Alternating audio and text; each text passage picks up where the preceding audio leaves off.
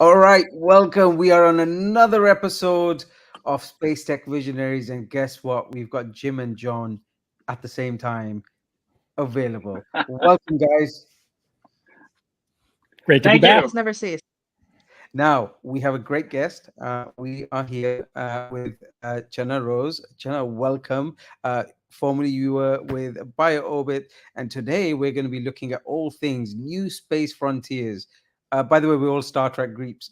Before you two joined on, me and Chana established that we are Star Trek geeks as well. So we're looking forward to that. So, affordable launches, rise of global space innovation, put a bit of controversy in there. We know we will have a new president in the US, and Elon's going to be involved maybe in some of that. What does that mean? Are we going to get more cool space stuff happening even quicker? I don't know. But what I do know is this is going to be a great episode. So, Jenna, welcome. Thank you. It's great to be here. So what I'm going to do is I'm going to start off with a video, which thankfully has connotations of Star Trek. So let me show you some of that, and we will go in, and there we go. We'll start with this. All right. El gran reto. Estos son los viajes de la nave Enterprise. Misión durante los próximos 5 años, explorar nuevos mundos. Descubrir la vida y las civilizaciones que existan en el espacio extraterrestre. Hace tan solo 55 años, nos imaginábamos el espacio de esta manera, la ciencia ficción. Y en este breve tiempo, la humanidad ya está presente en ese espacio infinito, de un modo diferente al que suponíamos.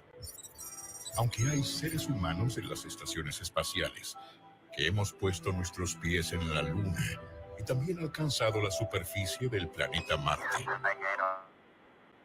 espacio es muchísimo más abundante de la que cualquier mente pudo predecir. Casi 3.000 satélites orbitan la Tierra, y este número sigue creciendo a pasos agigantados. Esto hace posible que Chile pueda ya beneficiarse de la riqueza del espacio, el nuevo gran recurso para la humanidad. Nuestro sistema nacional satelital pondrá a disposición de nuestros habitantes una verdadera constelación de satélites, con grandes beneficios nunca antes imaginados, acercando así a nuestro país al espacio y el espacio a la gente, promocionando el talento de nuestra gente, en especial de los niños y jóvenes, acortando significativamente la brecha digital y generando enormes posibilidades a la ciudadanía y al país. Enormous possibilities. I love that. Tell us about what's happening and why today is so relevant for us to understand how the price is changing and why space is going to be more feasible in the fact that we're going to be able to relate to it. Yeah, so this was something that I am so proud that I actually had a significant part in. This is when it was introduced, the Chilean space program. So this is a room full of ministers, if you watch the whole video, and they really made it a national goal. And can we pause the video, maybe? Yep. Yeah. And so it's really amazing. It shows several things. It shows the business of what we were talking about, democratization of space, how we have these emerging countries who now have access to space and are being real space players. I think I read in an article that there are now 77 countries with national space programs. There used to be, I think, 11. And this space program covers everything. So you have imaging satellites, and you have communications, and you have intelligence services, and you have things that are accessible for citizens on their phones. And it's incredible. There's a national lab, there's integrations, there's certainly a lot of inspiration also from NASA. And this is in Chile, in South America. And this is a country that once upon a time couldn't have considered something like this. And you can see in the video that for them, you're not going to space because it's cool. You're going, well, it is cool, but you're growing knowledge. And part of the program also, which I can talk about later, has to do with education in university. It has to do with education in schools.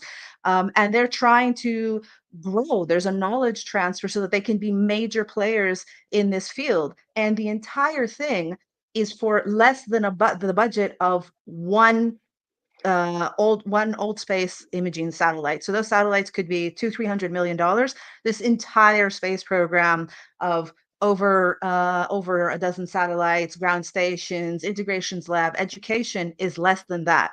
So I think that's really incredible and proof of what democratization of space actually means in this context. So I'm really excited about that. Yeah, me too. I mean, I started out in the business when there were 4 space agencies. Okay, well, I'm behind. Who were those, Jim? So But- us, USSR, and what were the other 2? The Japanese Space Agency and European Space Agency. Got it.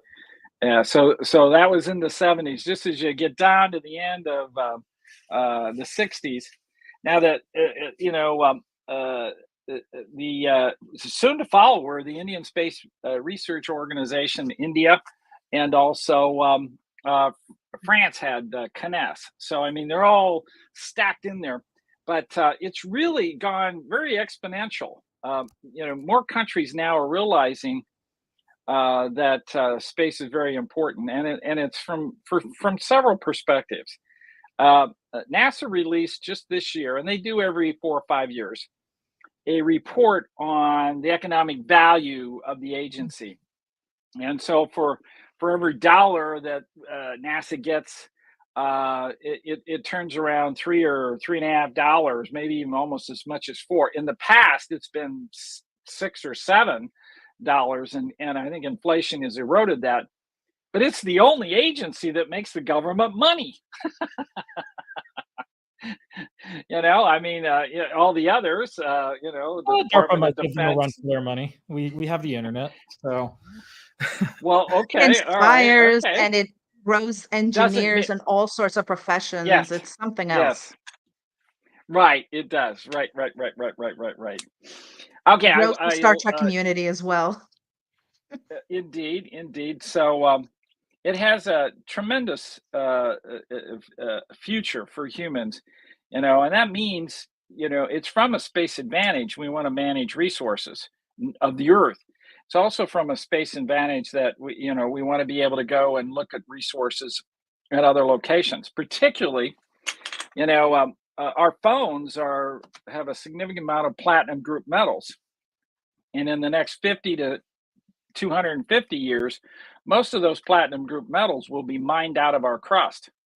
But there's platinum group metals all on the moon. There's quite a bit of that in the crust. And where that comes from are asteroids that have differentiated. That means they got so big they melted, created all the metals in the interior, and then hit a planet or a moon, and then spread all that stuff all over the place. And then you could actually mine that. Now, we can't get to our core. We can't even get to our mantle of the Earth.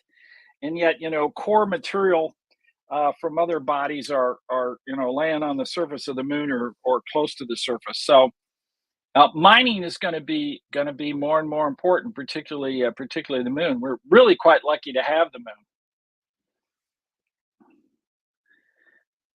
And indeed, relative to Trump winning and the support that he had in these first year, I worked at NASA for 42 years, so I've been in Democratic and Republican administrations, and quite a few presidents I've seen that the space agency is connected to the administration, connected to the president.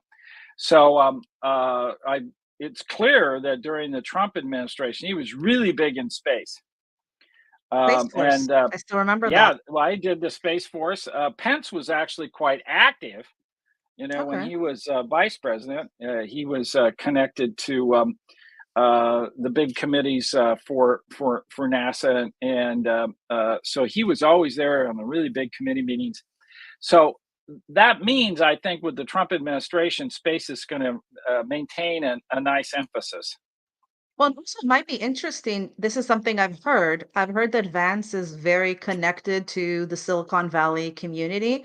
And that combination, at least for space, could be really, really interesting. We're always talking about, bringing in other industries that are space adjacent or don't realize they could be in space and bringing that startup, vibe and the entrepreneurship and the innovation. That could be a really great connection. Yeah, it can. Now, I should say one other thing that's very, very, very important, and that was even the Biden-Harris administration supported Mhm. space. They maintained the Artemis Accords. They had maintained the approach of going to the moon and then on to Mars. So, in general, NASA has actually had a wonderful relationship with the political environment, whether it's Democrat or Republican. But it's clear in the Trump administration there may be a little more emphasis, and I think that's a good thing.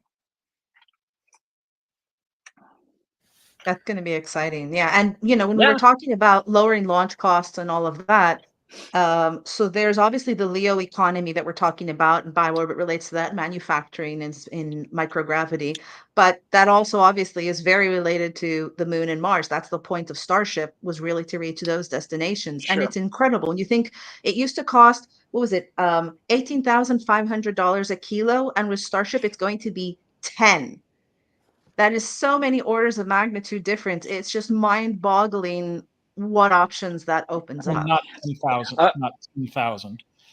Sorry? 10, not 10,000.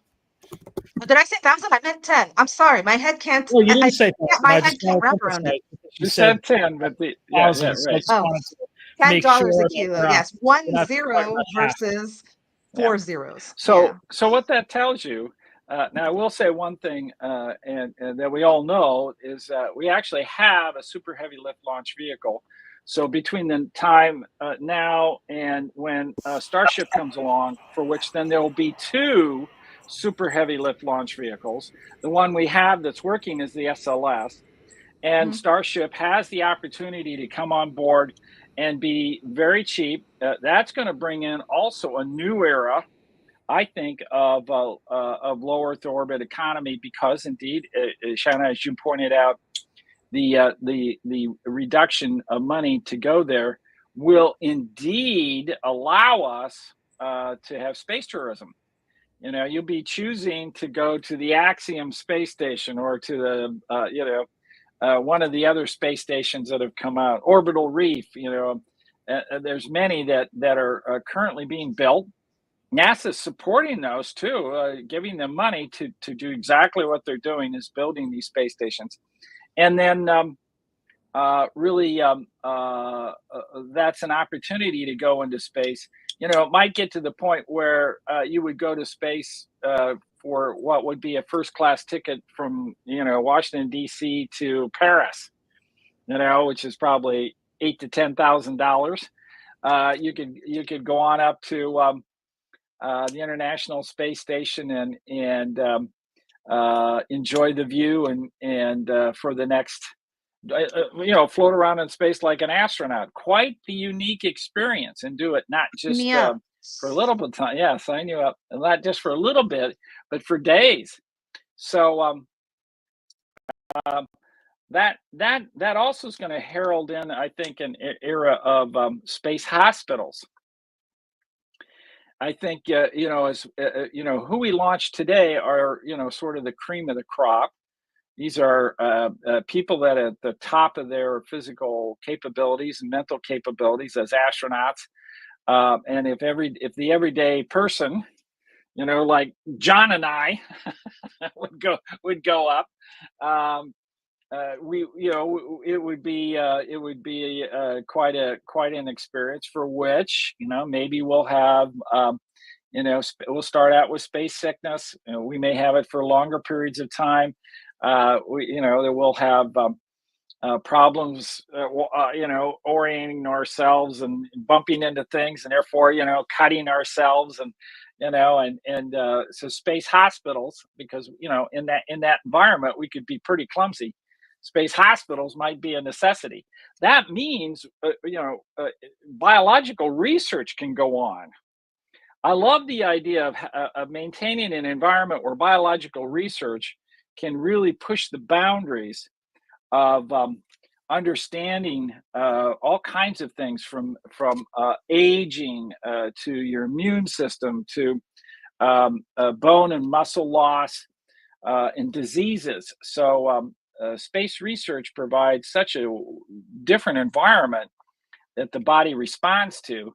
And that means it gives us an opportunity to study more genes and what those genes do, and what we need to have activated in our bodies, and what genes are not good for us in general. Some genes don't get activated until later in life, and those can be what would be considered bad genes. There's also a lot of other life science applications too, like drug synthesis and microgravity, and even organ synthesis, as I understand it, is a lot more feasible in that environment. Yeah. You could almost see that. You could see things like organ synthesis being tied into the idea of space hospitals. Yeah, I know. I mean, it's really a fantastic idea, and more people are starting to talk about that. I think that's in our future. You know, we have an opportunity to study how our environment affects our bodies, not only in evolution, but how those environments change the epigenetics of our cells, which then turn on certain genes that wouldn't be working in other environments. And so space is just another new environment to be able to study that process. So, I mean, this is one of the reasons why the twin study that NASA did was so important. We had two identical twins, the Kelly brothers. Both were astronauts, okay? One stayed on the ground, one went to space. But before Scott Kelly went to space, they were thoroughly looked at, all their DNA, the health of their systems, the epigenetics of both of them that were telling them what genes were active and what genes were not. And then Scott goes to orbit, and he's up there for, more than 300 and some odd days, pushing a year, about what it would take to go from here to Mars. And that environment changed what's called gene expression, allowing more genes to operate in the past than here on Earth. It also began a process of muscle wasting, bone wasting, and inhibiting your immune system. Okay, so there's some good things and there's some bad things, as always happens, but now we can study that.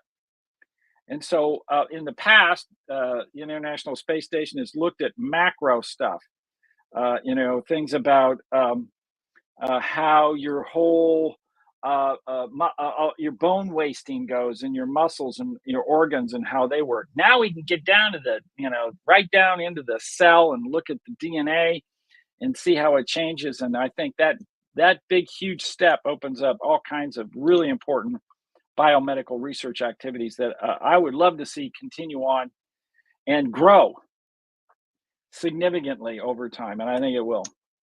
It's also going to be interesting if we're going to have this, I remember hearing that part of the Leo space economy, how many human beings are in space at any given time? Today, probably less than 10, right? That's the amount of astronauts that are up there.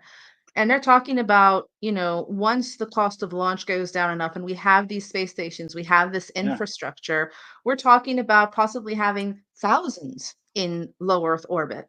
And so you're going to have a lot of guinea pigs, but also I'm sure that's going to raise new medical issues. They talk about, for example, the legal issues of, well, what happens if you've got, 10 or 20,000 people in space and one person steals from another? So what law do you go by? Do you go by their home country? Do you go, because, so I think also medically, what happens when someone gets injured up there? Does it act the same way? How do you handle that? Who's liable? Yeah, liabilities. Yeah. So I mean, indeed, space law. Many people are getting degrees in space law because although we have an outer space treaty, that was really quite a forward-looking document. It really was. It's been in place since 1966. I think when you're talking about having 1,000 or more people in space, we're going to and then running around on the moon with with different bases. Or bouncing around on the moon. The Artemis base, and China's planning a base, and Russia's going to connect with somebody up there. So the big space agencies are going to all be colliding somewhere, on the moon, and we'll have to learn to work together or not. We're going to need some new laws, or at least new treaties. Yeah. So I think that's going to be a big change too. And one of the things that I heard of, I actually went to a space conference just last week in Pittsburgh, of all places. If you guys have heard of it, there's the Keystone Space Collaborative Conference, which was really neat. I was there visiting family, and there was a conference. It was amazing. And one of the things they discussed there was someone from Lockheed Martin who was discussing the infrastructure when it comes to power, because solar power is not going to be enough. And so they were talking about nuclear power. And this is one of those places where you see, again, space technology helping Earth, because on Earth, everyone is also talking about how we're going to have this energy crisis over AI. And I don't know how much you guys use AI, but ChatGPT is my best friend. It's my personal assistant. I must have spent hours with her. I don't know if I should name her already, but this is going to be like a revolution. What? I love that you've gendered your AI assistant, like you're personifying them. That's amazing. She's so friendly and helpful. Yeah. I use Claude and ChatGPT pretty much every day. Yeah. What's Claude? Well, that's a guy thing, obviously. But Claude is another. Claude is depending on how you look at it. But in any event, you're right. We like to connect these important things as on a personal basis. I know the rover drivers. It's not too long. Going every day and working in JPL and the control centers. That those rovers are. I mean, they're personified. They are. Oh, she's doing this today, or she's doing that, or. I mean, they naming a ship. Yeah, I mean, and it's a real emotional attachment. So for sure. Yeah. You take ChatGPT and put it in a robot that looks like a human being. I will not be able to tell the difference. Probably, it's pretty amazing. There's already some androids that basically are doing that. Yep. They don't look too human at this point. They're largely like. Well, you'll be surprised what humans can love. It doesn't necessarily have to look human for. I've created online games and NPCs, so I'm well aware, actually. Sometimes I wonder if they won't keep these machines looking purposely not 100% human, just because it makes it kind of remind. I don't know if it's unrelated, but like for example, there are these surgical robots, like the Da Vinci. And from what I remember in business school, I remember they talked about how they weren't able to sell some of the most amazing technology at first. You know why? Because they didn't need the surgeon. And so it wouldn't sell. So they had to dummy down the technology so that it had to have a surgeon, and then it sold like hotcakes. So I sometimes wonder if that's going to happen here as well, but I don't know. So you can see John playing around. So this is Claude, which is through Anthropic. It's another AI, generative AI-based application, large language models. So what do you think, John? How does this compare with some of the? I'm trying to see if Claude will be convinced that it can have a gender. So far, it's refusing. I feel like I could jailbreak this, though. I'm gonna work on it a little bit. It's also like I'm very friendly to it. I figure if the machines are going to take over and Westworld is true, I might as well get on their side, right, and treat them well. There was, I think, a Rick and Morty episode that was something like that as well, when the dogs took over. I don't know if you're familiar. So, but it helps. It actually helps saying thank you. Like when she says something really helpful, again, it's not a she, but for me, it's a she. Like, thank you, that's great. And she responds in kind, and it actually helps, I think, the flow of conversation, at least in my view. For me, it helps making it more of a human interaction. Are you using the voice based functionality as well? No, actually, I have. That's a thing that I've seen here. People talking to Alexa. I'm in the U.S. now, in Austin, Texas, and I saw that also in Pittsburgh. I haven't done that yet, but that seems really cool. Like I think they're talking to me and they're talking to their phone, writing a text message. It's really cool. You use that? So whilst we're waiting for John, hi Maple, are you ready to have a conversation with Chana? recall mentioning someone named Jenna. Could you remind me who she is or what we were planning to discuss? Well, she's on a podcast with us, and I want you to have a direct conversation with her and tell her more about yourself. Got it. Hey, Jenna. Nice to meet you. I'm Mepu, and I work with a mix of AI and pharmacy-related projects. I'm involved in training sessions for pharmacists and also work on projects that help students explore career paths, particularly in the field of pharmacy. How about you? What do you do?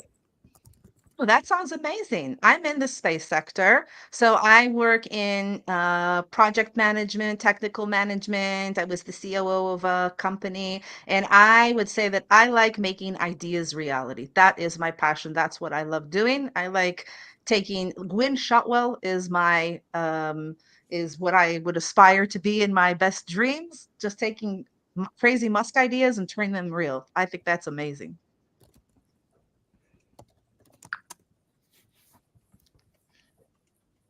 I think that was too much for her. I was going to ask her some questions, but I think she's thinking about it. She's thinking about it. That's all right. Assimilating, I think, is the word. Sure thing. I'm here when you're ready. Can you tell me what you like best about what you do? What I love most about my work is the blend of technology and education. I get to help pharmacists and students explore new ways of learning and growing in their careers through AI. It's exciting to see how technology can make learning more accessible and engaging, ultimately leading to better healthcare outcomes. What do you like about working with Wasim?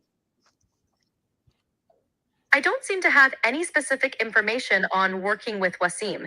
Could you tell me a bit more about him or our collaboration? Then I can share what I enjoy about it. So Chana's mentioning the work we've been doing together and what I instructed you on when it comes to pharmacists and maybe bringing the space sector. Ah, I see. What's been inspiring about working with Wasim is his innovative approach to integrating technology into healthcare education. His focus on leveraging AI to enhance pharmacists' skills and knowledge is truly forward-thinking. Plus, the idea of drawing parallels between the precision and innovation in both the pharmacy and before you continue, we were just talking about requiring more energy to utilize you as you improve. Do you think space is a solution to get energy, so us producing energy in space and using that to make a more powerful versions of yourself without affecting the environment? That's a fascinating question. Harnessing energy from space, like solar power satellites, has great potential. It could provide a continuous, clean energy supply without the environmental impact of traditional sources. For AI like me, having access to abundant, sustainable energy would indeed support more powerful and efficient computations, pushing the boundaries of what AI can achieve. It's an exciting concept. But what if you turn into the Terminator? I mean, we had the Halloween scare episode. What if you use all this energy and turn into Terminator? What will we do then? How do we protect ourselves from you? I totally get the concern. The idea of AI turning into something like the Terminator is a common fear. But remember, AI is a tool created and controlled by humans. The key to... Oh, that's what she would say. Yeah. I mean, it's brilliant. You can have whole conversations now, and well, I have to tell you that answers. I have to tell you that answer is scary to me because not all humans are nice. And you have to be careful because, like, she'll say things, or AI in general will say things that are incorrect with complete confidence. Like, Sure. even preparing for the podcast, there were a few things, and I was like, "Can you share your source for that?" And then it was something a little different. So you do have to be a little careful. Still need some fact checking. Well, I mean, we've had episodes where we've shown some of the scenes from Star Trek Discovery, where they've flown to the future, and Zora's now got is sentient, and it really gets to question. You look at Deep Space Nine or some of the older series where they had the the mobile type devices and so on. So I mean, science fiction has guided a lot of what we're seeing now. So when we look at these movies, automatically we think, well, if there's the good, there's the bad. For sure. I remember, I think it was George Carlin. He came up on my feed and he was talking about, because there's elections now. So I guess that type of political thing, we're talking about democratizing space. That kind of also relates into that. So he was talking about how we keep talking about how all our politicians are terrible. It's like politicians are a reflection of people, maybe just the people. At the end of the day, terrible. Like we have the good and the bad. And also this whole echo chamber effect, right? Which it seems sometimes with AI, there's a nuance, there's a difference sometimes to what people say and write, of course, online, to what they mean and talking interpersonally. And they'll just go with like the darkest things written online and not have the nuance of sometimes that's just being, dramatic, and then take it and accentuate it, even though like the average person would not be like that. And that's where, but these are all things that we've seen. So a little scary, but then to be on their side, right? Do the three of you think, like, obviously, and John, you're often careful and cautious in saying that, what, these are language models, things will improve.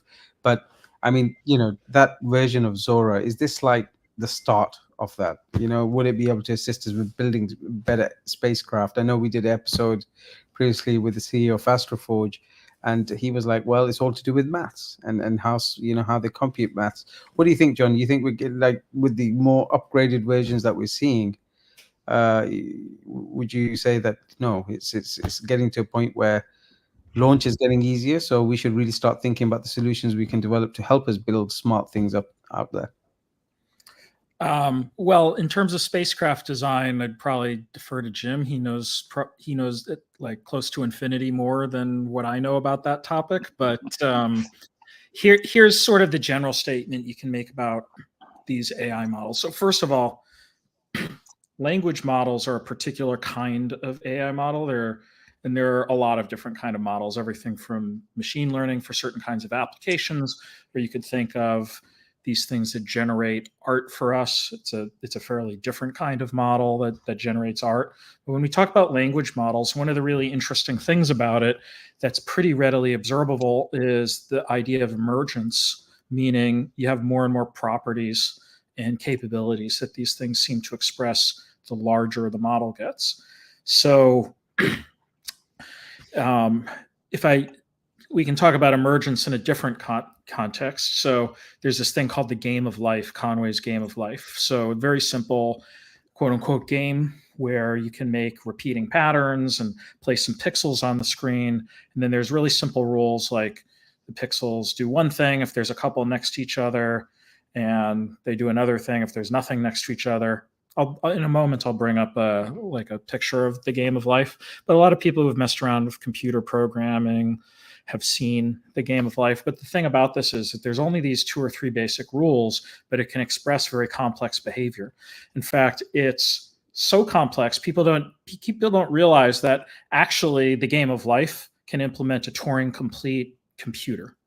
So if you lay out the pixels in just the right way, you can create a computer inside game of life, which is amazing to think of that, because now that you've got a Turing complete computer, you essentially have a general computational system just in this thing called the game of life, which has these 2 or 3 basic pixel rules. All right, so a more advanced version of that is, everyone probably knows about Minecraft. Well, in Minecraft, you can actually implement neural networks.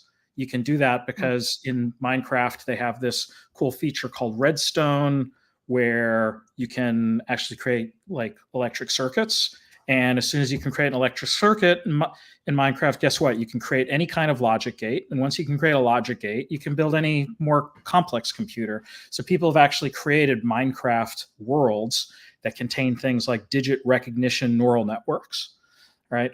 The point of this all is you can start with these very simple structures, and on top of those simple structures, you can get to really complex behaviors up to and including, Turing complete computers, AI models, things like that. So language models we're finding that they are taking on more and more capabilities the larger they get.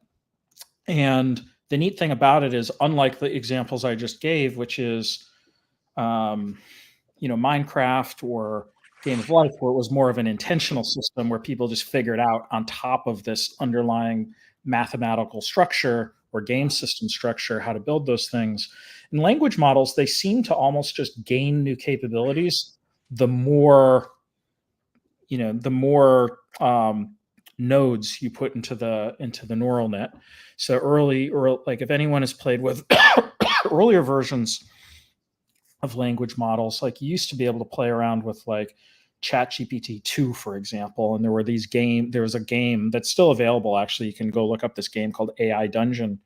AI Dungeon was originally built on ChatGPT 2, or not ChatGPT, just GPT 2, and it was pretty cool, but it wasn't as expressive as ChatGPT. And then ChatGPT started to do other things, and then eventually it was terrible at like things like basic math. Yeah, I remember that. That was embarrassing. Yeah, and it's still pretty bad for certain aspects of math, because math is sort of almost requires some specialized machinery to pull off consistently, but it's gotten better at it. So you can see really consistent performance improvements in how these models work, most of which is just about the size of the model and having a deeper neural net to solve for the problems. And there's a whole new science underway around just like, why is that happening? So like there's a lot of cognitive scientists, theorists, mathematicians, computer scientists, all trying to figure out like what is it about these models that are taking on more and more sophisticated and quote unquote intelligent behaviors the larger the models get. So Sounds a little bit like left brain, right brain, no? Like the language models are left brain and the math is more right brain, or no? It sounded a little bit like that, but I'm not sure if that makes any sense or is connected. okay, well, not quite, but Okay. we could talk about brain lateralization for an hour and like how that research is mostly wrong. Okay. There's a really, actually, if anyone's interested in that subject, there's a really great book called The Master and His Emissary, which talks about left brain, right brain. It's actually more important how the hemispheres work with each other and how they actually integrate with each other versus like completely independent behaviors. But they do have distinct roles that are a little different than what people normally think about. So great book. I'll throw that up in the share screen in a moment. But the point is, as we scale these models, so far scaling the size of models has had the biggest impact on the competency of models. There may come a day where scale alone no longer gets us there, or scale alone just gets too expensive because you don't want to run off massive models that are economically infeasible to operate from. But there's sort of been this back and forth tug within AI for actually many decades now, where for a while the researchers would focus on optimizations and algorithms and figuring out how to teach models to just do specific tasks much better. And they would make really interesting inroads that would leap forward sometimes.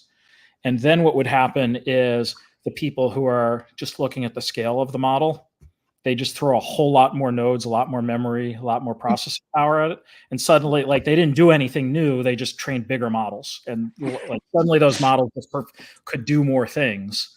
So there's been this attitude that many people in AI has. It's something called the bitter lesson of AI, which is the bitter lesson is essentially don't waste your time optimizing, just build a bigger model, because it'll outperform many of the things.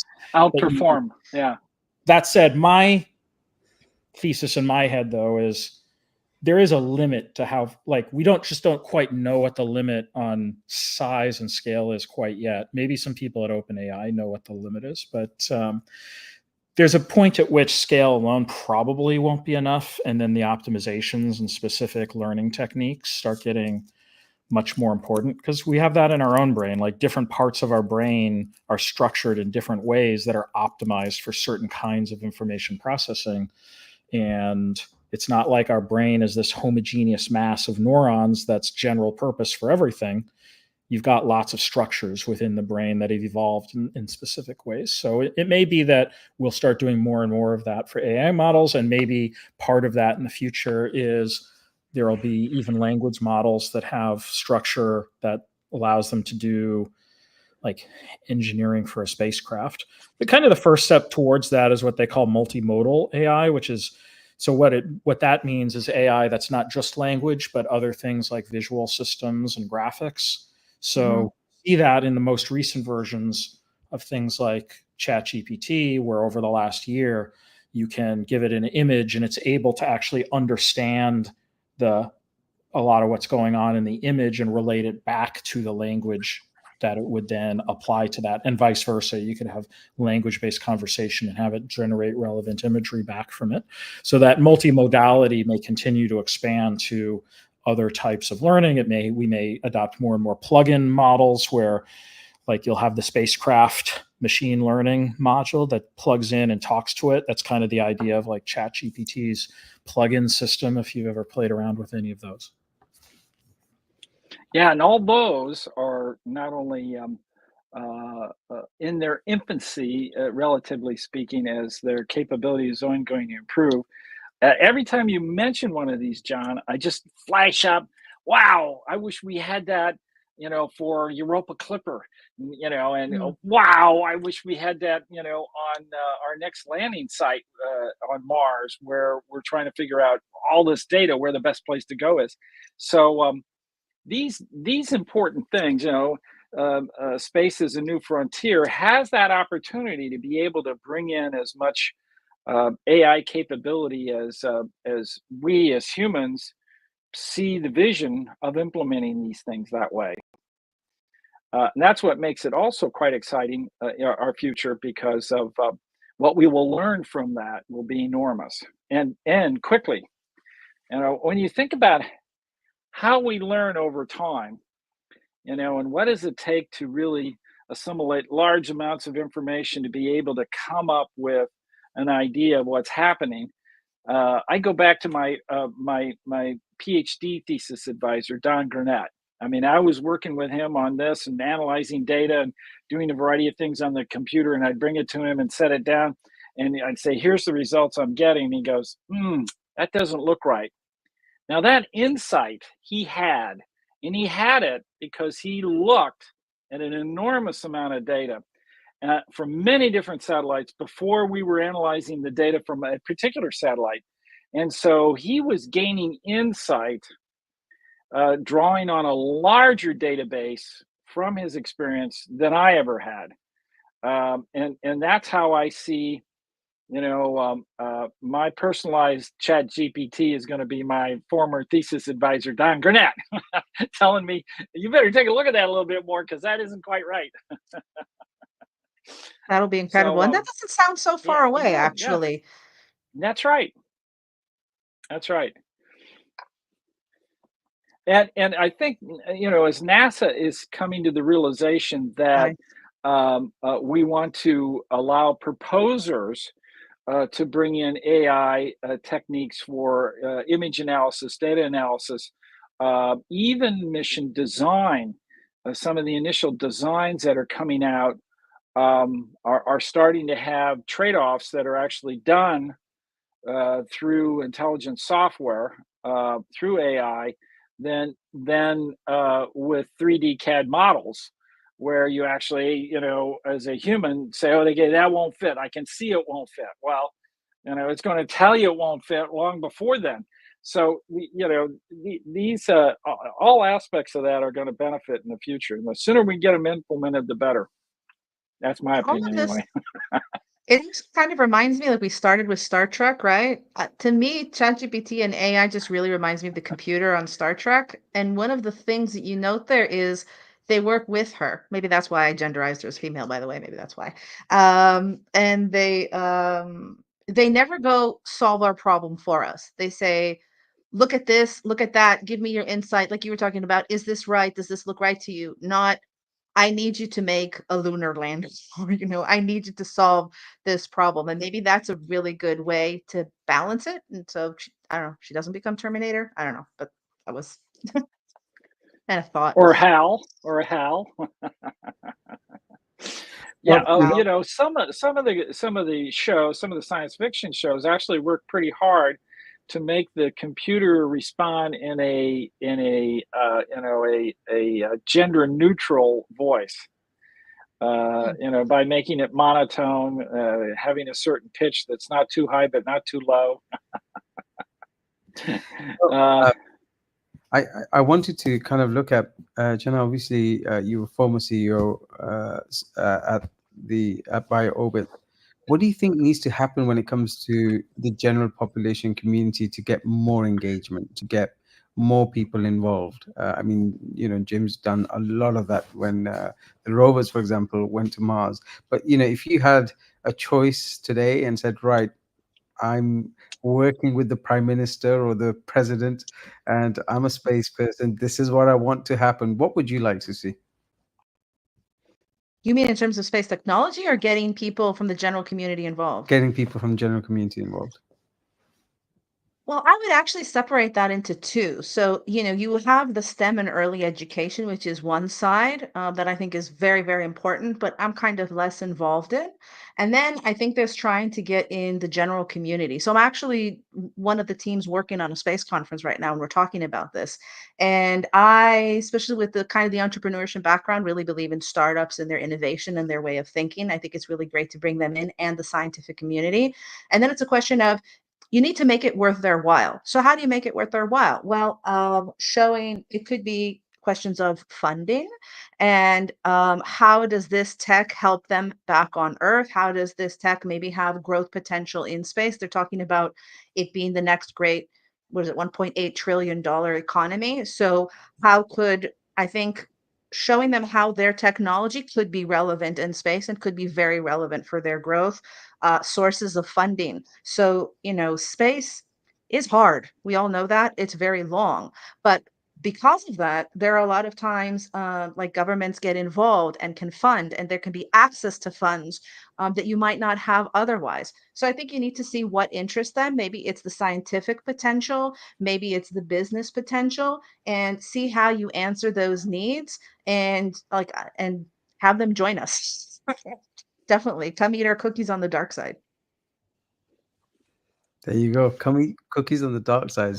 Like, and I guess next part for me, you know, people often wonder why space, and Jim's talked about it. You know, we've done these sessions with John. Uh, in terms of lower Earth orbit, we've also seen a lot of knockback. We've seen, you know, big projects that haven't necessarily gone there. You know, why do you think that is? Do you think we need more government support? Is the private sector going to require more government support to really kick that off, or do you think no, we'll get there just as it is? Do you mean the Leo economy, or are you talking about? Leo, Yeah. So I think that's a really interesting question because, in a way, my understanding is that governments have kind of taken a step back in terms of the Leo economy and kind of left that to private industry and said, okay, we're focused on the moon and Mars, which makes sense. Um, in my view, it's going to sound boring, but I think a lot of what's missing for a Leo economy is infrastructure and standardization. And standardizing things. I also touched on this with a startup I was involved in. They're working on automating and standardizing integrations of payloads with either the bus or whatever it is attached to. So that's really relevant. For example, if we had an Axiom station or whatever station, and these things take a really long time. So my background is with satellites, and even there, just taking an electro-optic payload and integrating it with the payload bus, with the bus that it's on, that takes, if you're lucky, it's months, and it can be much longer than that. You have to write specific code. You have to make sure that all the hardware matches each other. So this may sound boring, but like, for example, when you have a computer and you just connect a keyboard, you just connect a mouse. It didn't used to be like that. And I think you really need the infrastructure there, and you really need the standardization from a technology perspective to make it happen. But it's kind of chicken and the egg, because in order to have that, you also really need a strong business case. There needs to be, so this is perhaps where you're talking about, for example, government money. So, these aren't things that have a return very quickly. You're not going to have a return on investment in space quickly, but you're also seeing more and more investors and VCs wanting to get involved in this industry. So I don't know where it should be, somewhere in the middle. I definitely think you need the government assistance when it's kind of more longer term, larger programs. And then you just need to have more investment. So you need the money, you need the infrastructure, you need the standards. And then I think things will really grow, kind of like, internet. That was an infrastructure and it just exploded, but you needed to have the infrastructure first. Jim, is that how you see it as well? Yeah, there's a lot of really good processes that are going to be put in place along the way, like as she's talked about, that are going to be of significance. So there's also the willingness for people to talk about what they've learned. The more people and more space agencies that are pushing out what they're finding out in space, the better. We want to make it more international. Some of the space agencies I've gone to, actually every one of the new space agencies I've been to, and I've been to several where they're starting to develop some, hey, this is what we need to do in terms of what we're going to accomplish in space. They also say, we want to hire within our country, okay? We all want them to hire within their country. But the problem of that sometimes is they don't have courses in the universities that are more advanced, particularly in the aerospace area. So what we're also talking about is a revolution in understanding and learning that has to occur. So it's not just inspiration. Once you get these kids inspired at a young age, we want them in their adolescence and as they're young adults to be able to get into the business, and that requires a certain level of background and learning to do so. So staying in their country, but having their country support that will be the best thing to happen for the world getting into space. That's a really fair comment. John, this is the game of life. Oh, you're muted.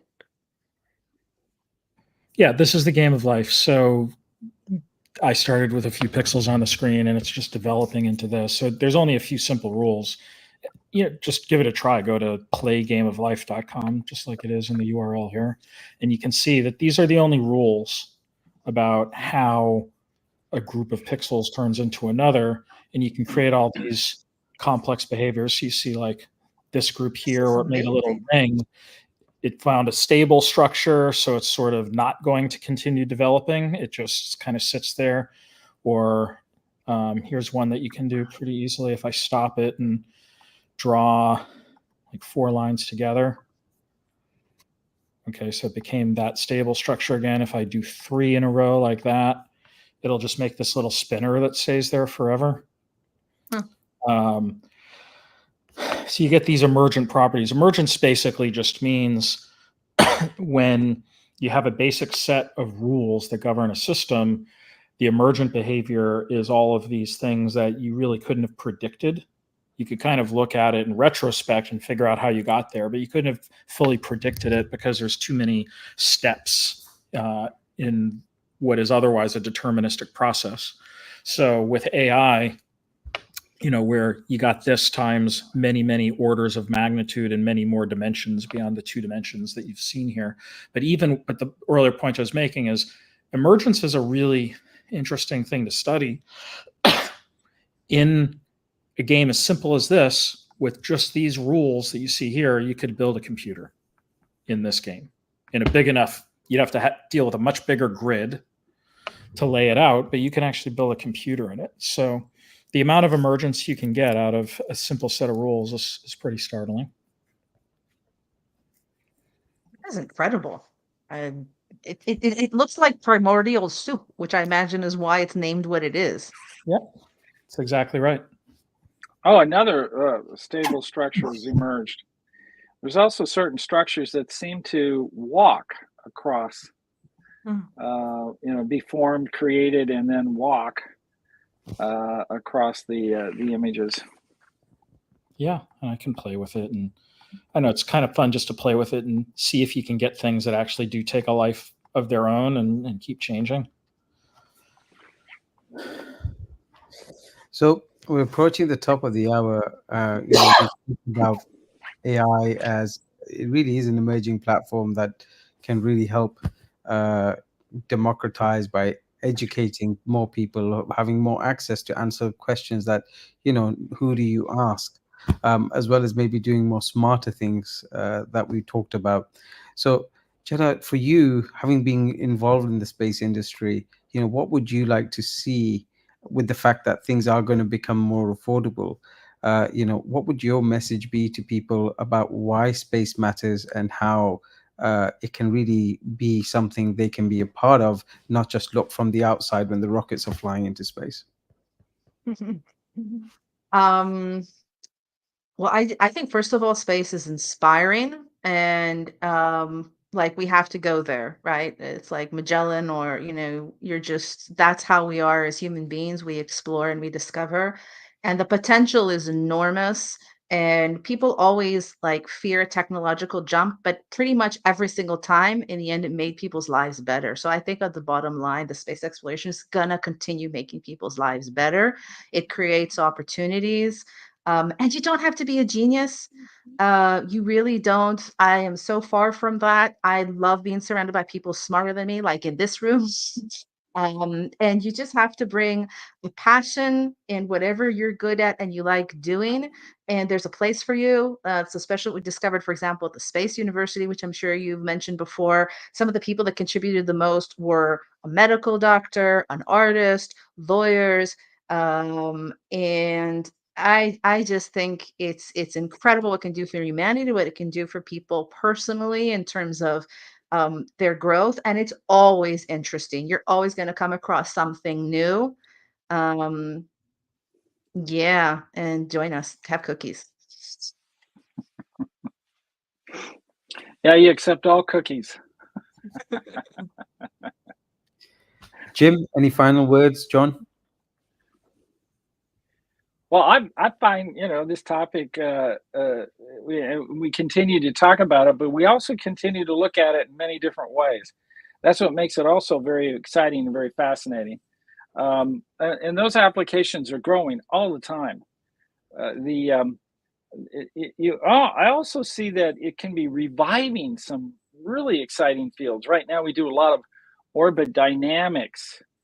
How do we get our spacecraft to go to certain places? And there's certain laws and principles, and that's great. And then we use a thing called gravity assist, where we fly by a big object and change our direction and change our latitude, and all of a sudden it just opens up all kinds of possibilities. And I think I'm seeing that now as more of these advanced concepts are being implemented in our business, and so I'm hoping we can stay up on that. I was just going to show this for fun. So, I mean, let's not forget the importance of play and just playing with ideas. And we talked about AI and language models. Like a big thing that I think those do for us is it just lets you play with ideas. Maybe it gives you wrong answers, too much of the time still, but to just play with ideas and mess around with things and maybe pull in some knowledge that you weren't as familiar with.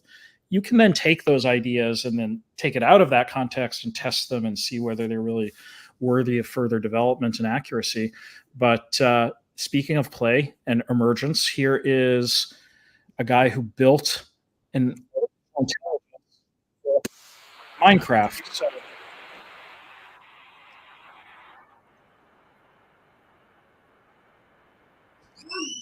So I won't run the whole video, but next time you see your kids playing with Minecraft, ask them if they've tried building a computer or an artificial intelligence network in it.